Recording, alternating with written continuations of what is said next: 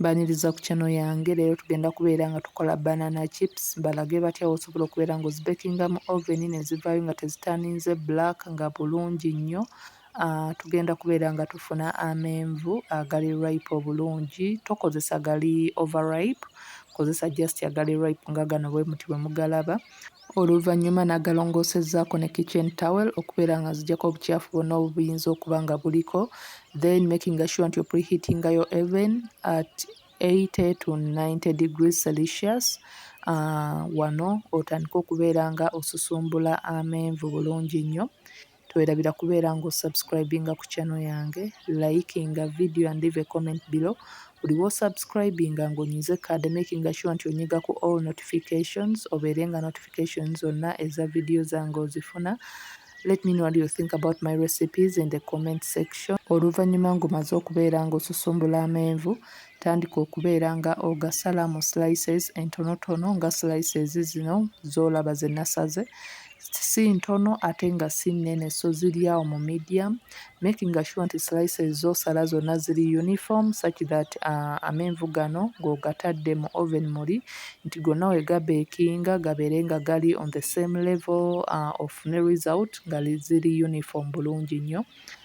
Making sure nti nno ofuna akambe akali sharp obulungi nti eryenvu oba olisala because it is ripe lireme kubeera nga lyemenyaamenyaamu. So agenda maaso obeere nga osala slices ennungi. Oluvannyuma funa tray olayiningeko parchment paper otandike okubeera nga opangako slices zino bulungi nnyo.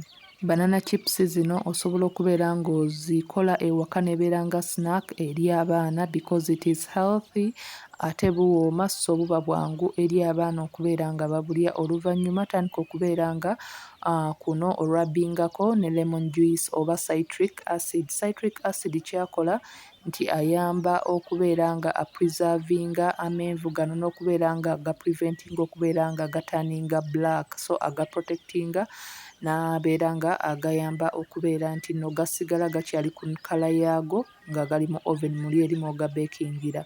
Oluvannyuma nga gonna omaze okubeera ng'ogateekako, beera nga ogateekayo mu oven obeekinge paka okumala essaawa emu. Osobola okulaba nti oluvannyuma lw'essaawa banana chips zibeera zivuddeyo nga tezitaaninze black. Singa weesanga toli satisfied ne result eno, osobola okubeera ng'ogenda maaso n'obuzaamuko mu oven ne bugenda maaso, naye tumi eno kala eri fine era kino kiraga nti buli ready bulungi nnyo. Osobola okuba nti bugenze reducinga mu size, so kitegeeza nti singa oba wasaze katono nnyo kaba kagenda kuvaayo nga kali so flat nga tolina na bw'okakwata.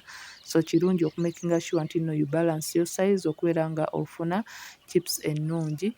Osobola okulaba nti singa oba osazeewo okubeera ng'ozongeramu mu oven okubeera nga oddamu okubeera ng'ozibeekinga ne zitwalamuko akabanga, zisobola okubrowninga to this rate because oba ozirwisizaamu nnyo. So kiri gy'oli okubeera nga oggyamu kala gy'oba weetaaze. Oluvannyuma osobola okubeera ng'ozitransferringa mu kakonteyina n'ozitereka bulungi nnyo n'obeera ng'ozenjoyinga ne famire yo okumala ennaku 3 ku 4. Bw'oba tokozesezza lemon juice osobola okubeera ng'okozesa pineapple juice, orange juice, lime juice oba n'okozesa ka teaspoon ka vinegar.